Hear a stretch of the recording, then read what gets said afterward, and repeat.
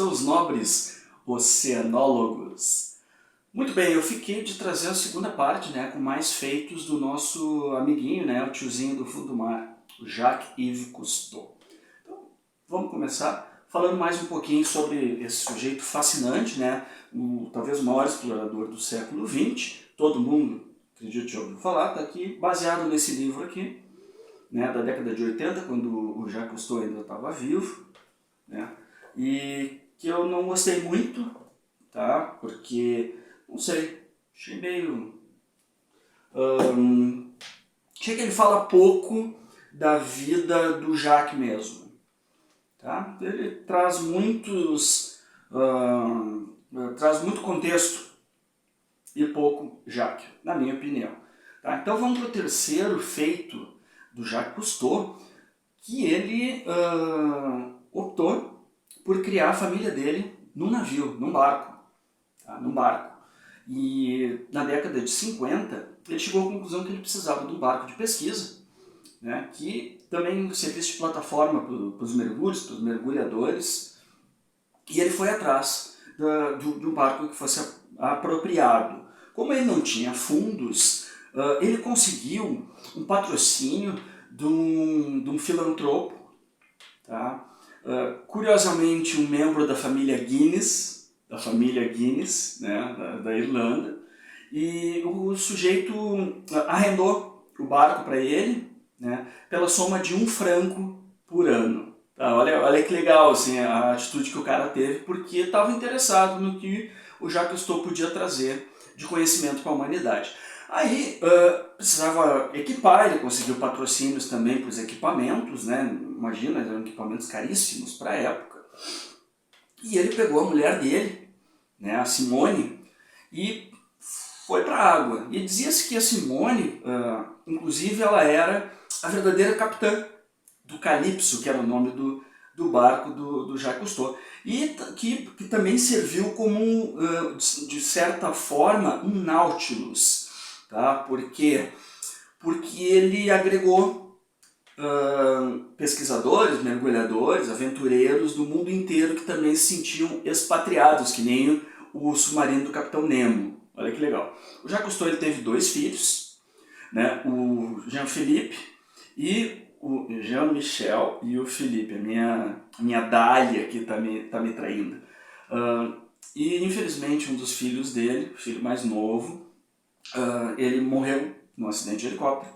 Seria o sucessor natural do Jacques Cousteau, e aí o outro filho dele assumiu, né? E eu não tenho certeza se ele ainda hoje ele capitaneia, vamos dizer, as expedições e tal. O que é certo é que o Calypso, o barco que marcou tanto, né, era personagem das histórias do Cousteau, hoje infelizmente ele está parado no estaleiro, tá, acumulando dívidas, tá, dessa situação dele, e não sabe o que fazer com o barco, está se deteriorando lá. Algumas pessoas falaram em transformar num museu, tal, mas até agora a situação está indefinida.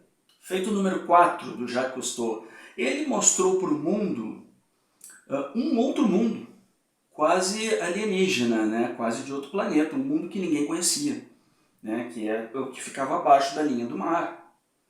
E desde o começo das expedições dele, quando ele começou a mergulhar, antes de fazer expedições, ele já levava uma câmera improvisada para baixo da água, né, para fazer registros do que ele estava vendo.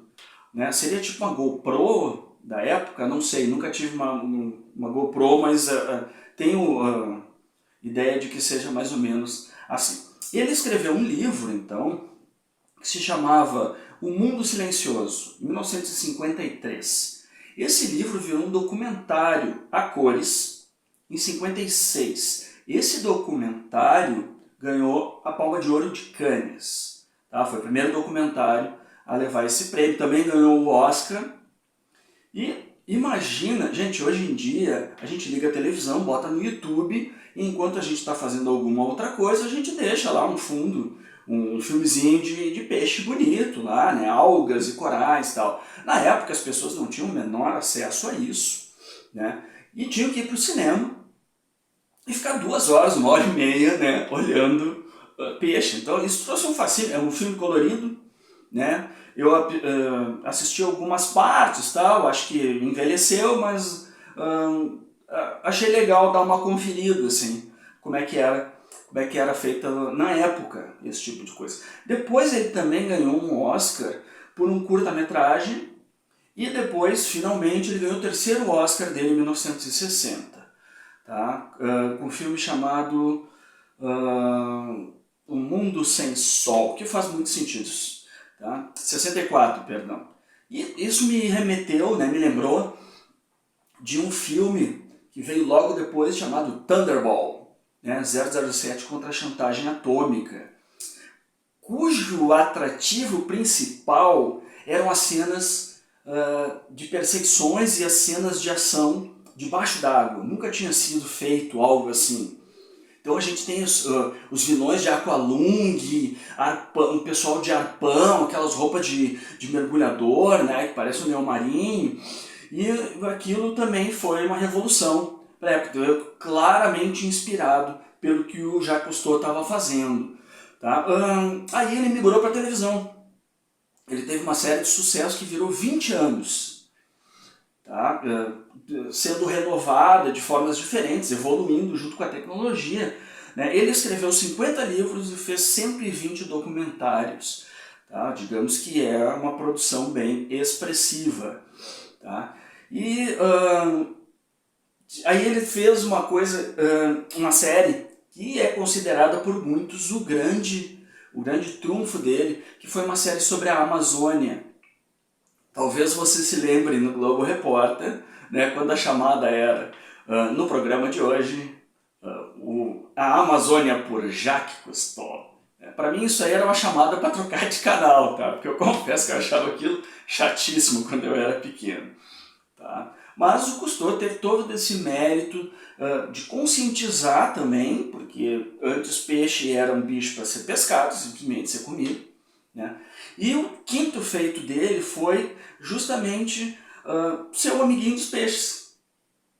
O Cousteau no começo ele também não tinha a menor consciência ecológica, mas com o passar do tempo, conhecendo mais, convivendo mais, ele foi descobrindo que, primeiro, ele falava aquilo não era infinito, não era um recurso infinito.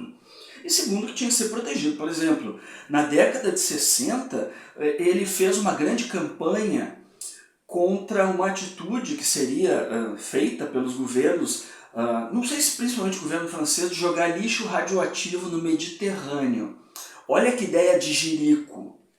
Tá? E quase aconteceu, gente. Como tem tanta coisa que a gente nem sabe que quase aconteceu. Graças à campanha do Jacques Cousteau, isso não foi levado a cabo. Aí, em 74, ele fundou a fundação dele, né? A instituição sem fins lucrativos, que existe até hoje.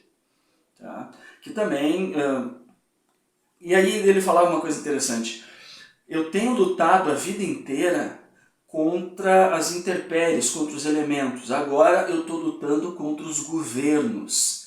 Tá? Pô, grande verdade. Né? Então ele despertou uma consciência, foi fundamental para isso. Tá?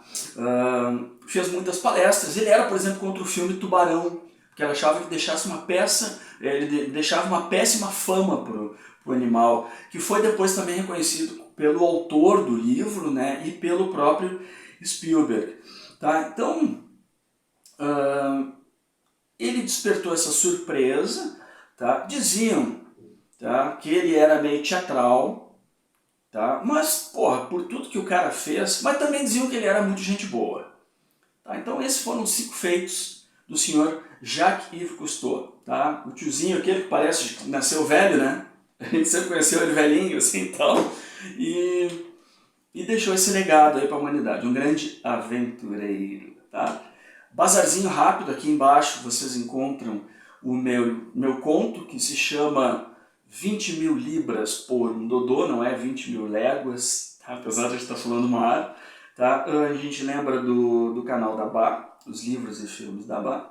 E eu vou deixar hoje vocês com uma grande sabedoria, como sempre, que é uma frase de espanto que o Cousteau proferiu quando viu pela primeira vez o maior peixe da Amazônia. Disse ele, Pirarucu, Pirarucu. Até logo mais, Buenas!